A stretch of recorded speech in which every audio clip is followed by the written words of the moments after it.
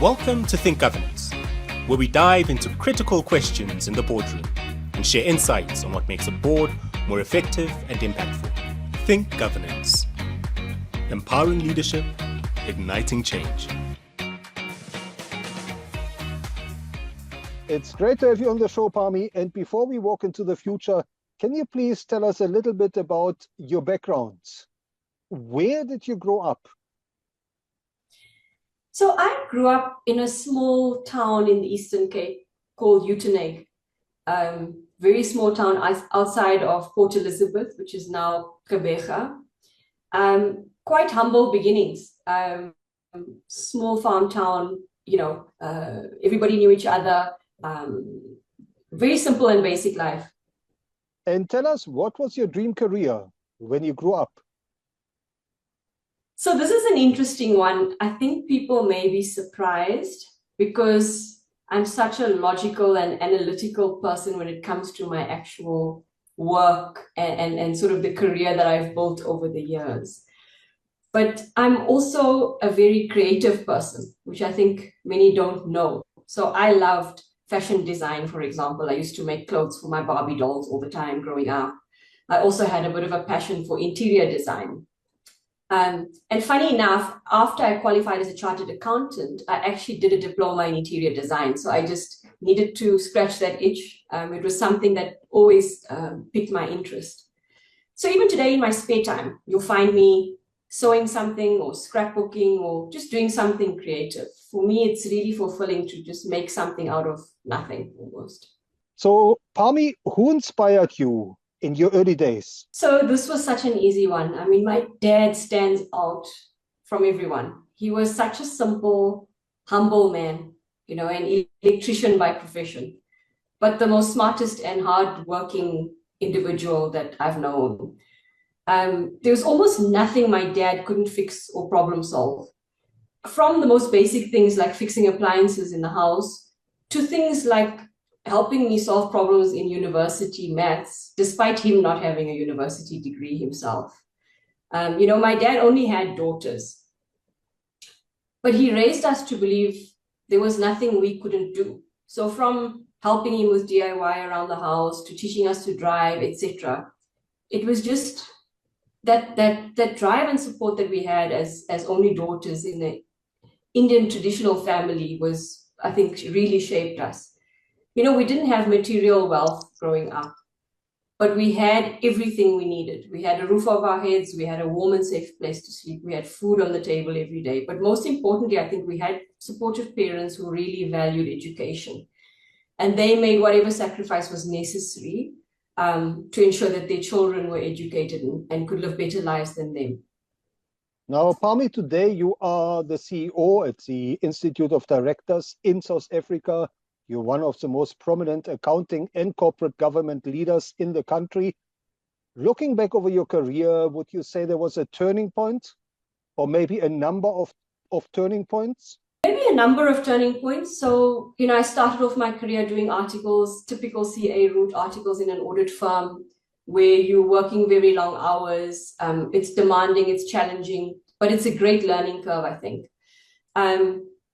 When I had done articles, I made a conscious decision to focus on having a family. And I made a conscious decision to start working half days. And I knew I was putting the brakes on my career to some extent. I knew I wasn't necessarily going to get the huge increases, the huge bonuses, or the promotions, because I was choosing to take a little bit of a step back in my career. But for me, raising is as important, and I'm as committed to being a mother as I was to being a professional in that environment. And so I really wanted to be a present and involved mum, and that was a choice I made when my children were young. I obviously stepped up and ramped up again at some point, but I think the other big turning point for me was joining the IoDSA. At an audit firm, you're a very small fish in a very big pond. There's lots of ideas and structure, there's even power struggles and all sorts of things.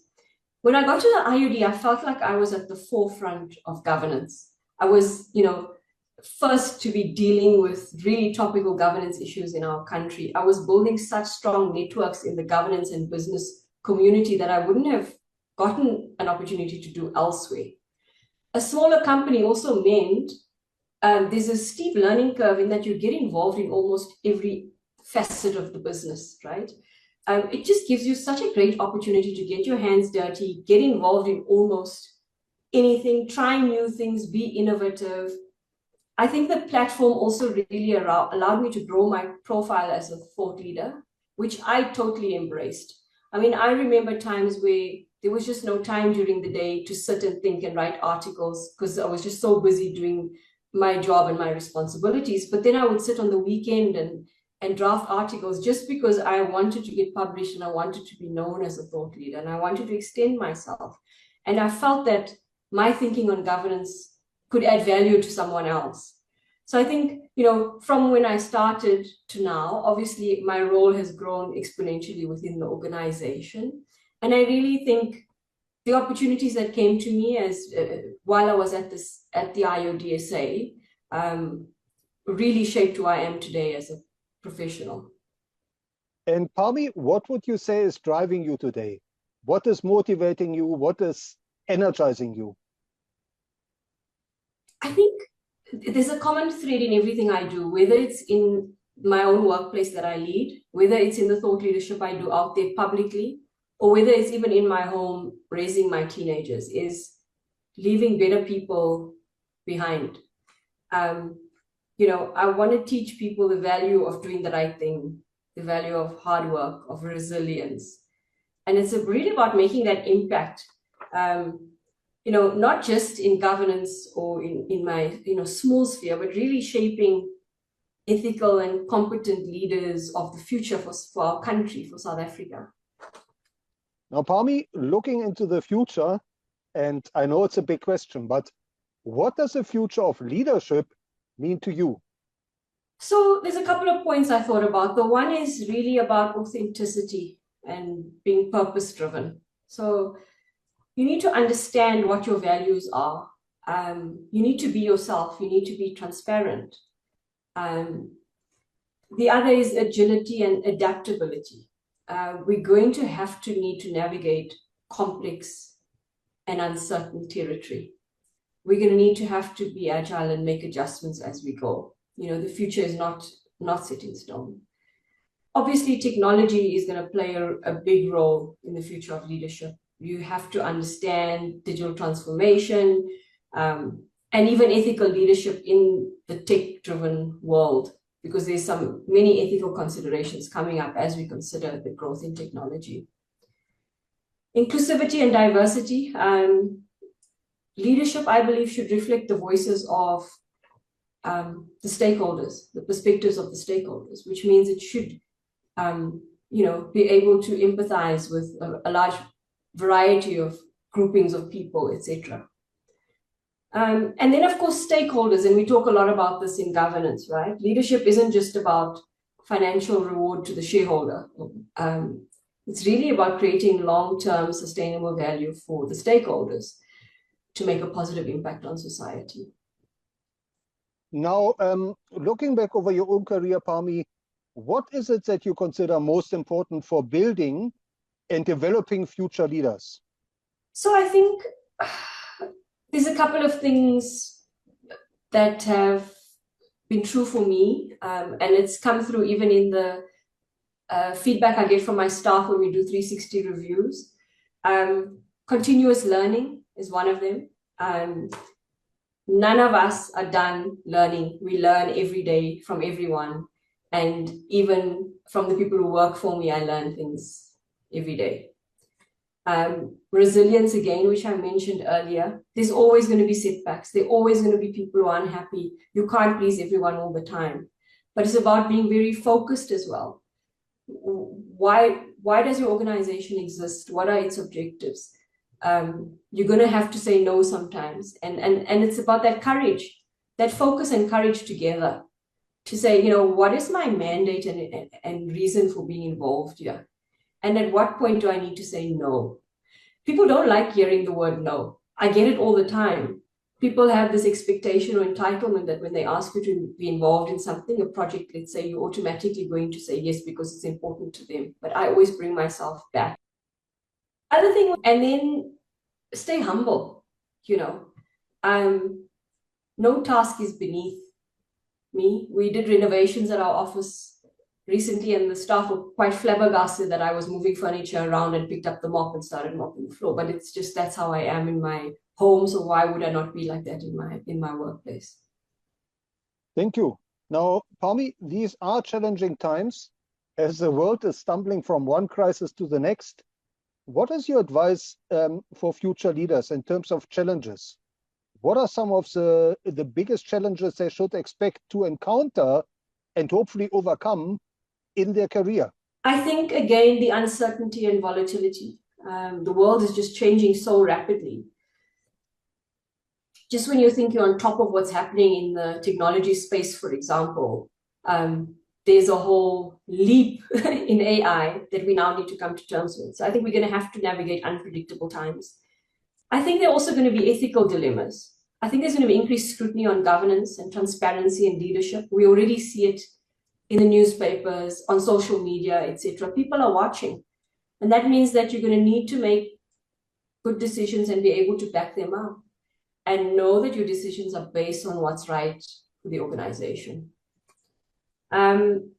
Balancing stakeholder interests. This is an interesting one. I mentioned earlier, we've moved from a case of, in the past, where business was about financial reward to shareholders, to now there's a myriad of stakeholders who we as an organization need in order to operate, be it customers, employees, even society, the communities, etc. And it's about trade-offs, really, because every decision you make, you're making a trade-off. You're sort of in that decision prioritizing one stakeholder over another potentially. And it's about, again, hand on heart, can you say that I've made the right decision for this organization, considering the needs and interests and expectations of the stakeholders?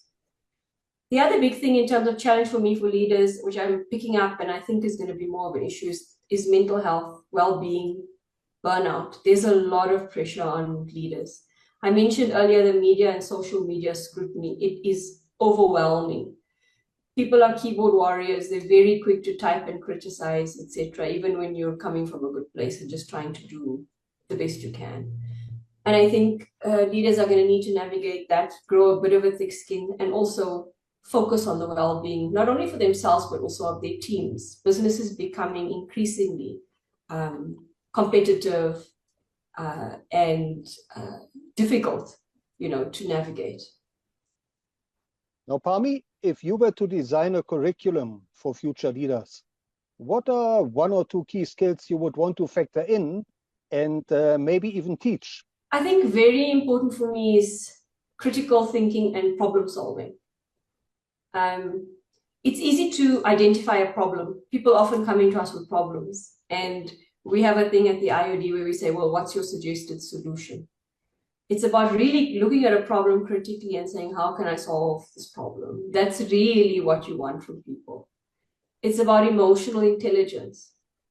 It's about navigating relationships with empathy, with awareness, etc., right? You can have the highest IQ, and we know this is not new news. You can have the highest IQ, but if you don't have the EQ to maintain relationships, build relationships, engage with people, keep them inspired, keep them motivated, you will not be successful. I think digital literacy is going to be a big thing as well, hey? With AI, data analysis, etc. There's no leader that can get away from keeping up with what's happening in the digital space as well. Now, Parmi, as a mentor to many, many future leaders, can you maybe share a success story or two where you mentored an upcoming leader and that person took your advice to heart? Yeah, so one story comes to mind, and it was, interestingly enough, it was the first meeting that I had with this mentee. We were actually paired together through a mentorship program. And she had sent me her CV in advance, and there were a couple of questions she needed to answer for me in advance of us meeting, which she did. And the one thing that stood out to me when I looked through all this information is I could feel like she didn't have clear direction. I felt like she was a little bit all over the place, saying one thing here, another thing there. I didn't see a clear picture. I didn't get a clear view of who she is and what she's trying to achieve. And when at the first meeting, obviously after basic introductions and some friendly chatter, I said to her, I'm not seeing a clear picture of what you're aiming for here in your career. And you could see like light bulbs going off. She's like, oh, wow, I didn't think about that. I didn't notice that. And then I pointed it out to her with the things she had written in her form and also things in her CV. And suddenly she could see this picture wasn't necessarily making sense. I think her goals were all over the place. And I think she only realized it when I was pointing out, which also shows you that sometimes you're too close to a problem to necessarily see it. And maybe after reflecting and taking a step back and hearing from someone who's looking outside in, I think you can get that greater focus or clarity. And I saw the difference in her in the next session already, just in terms of pointing that out. Now, Parmi, are there any models of leadership that you would recommend future leaders should study and learn from? Yeah, I think for me, authentic leadership really resonates with me. It's about being values driven. It's about being transparent, being self-aware, being yourself, having integrity, and staying true to who you are and your principles, because this really is what inspires trust. It's when your actions agree to your words, and people can see when someone is being authentic or when they're putting up a show. I think similar to when we started this interview and I said to you, I've got some notes in front of me, just so you know, I'll be looking down now. This is me being me. It's me being authentic. I wouldn't want to pretend like I'm, speaking off the cuff and haven't prepared something. I think that's important. And then, of course, coming from a corporate governance background, it's about ethical leadership. It's understanding your role, and it's about doing the right thing even when no one is looking. And can you sleep well at night, knowing the decisions you've made? And yes, there are always going to be people criticizing, thinking you didn't make the right decision. There are always going to be those people on social media, etc. But can you sleep well at night? Can you, heart on hand on heart, say, I have made the right decision for the right reasons? Thank you. Now, Parmi, where can our listeners follow you and how can they connect with you? So the IoD marketing team does a really great job of getting my work out there. So the IoDSA social media channels is really the best place to find articles, media releases, interviews, video podcasts, etc. I'm on LinkedIn myself, so you're welcome to connect with me on LinkedIn. The IoD also shares a number of insights via LinkedIn being one of its social media platforms. And then the IoD website itself has a lot of information, and especially my articles and media releases are all publicly available on there. Thank you. And last but not least, Parmi, what is your message to the millions of learners out there who are looking to enter the world of work, to start a career? What are maybe one or two success principles that they should keep in mind? I think I'm going to summarize some of the points I've made earlier. One of them is never stop learning. Leadership is a continuous journey. This weekend I attended an event and listened to a speaker, and even there were little pointers that I still remember today that I sort of picked out. And you never know who you're going to learn from and where you're going to learn from. It's sort of like so informal. When I say learning, I'm not talking about registering for a course and doing that course and ticking a box. It's informal learning in your daily interactions with people. I think that will take you far. Again, leading with integrity, being able to back up every decision you've made. Was it the right thing to do? Being adaptable. We've already said the future is so uncertain. You have to be flexible. You have to be able to adjust. If you're stuck in routines, are only able to do something this way, you're going to struggle in the future. And then, of course, empowering others. Leadership isn't just about personal success. It's also about the people who look up to you, who are inspired by you, who see a different future for them in your success. And of course, stay humble. No task is beneath a true leader. Be willing to do whatever it takes, whatever is needed to get the job done. Parmi, thank you so much for sharing your insights and your wisdom into the future of leadership and helping us to build better businesses and better leaders. Thank you too. Thank you so much for inviting me. Thanks for listening to this episode. Subscribe and turn on notifications. Join the conversation on X, Facebook, LinkedIn, Instagram, and YouTube using #ThinkGovernancePodcast.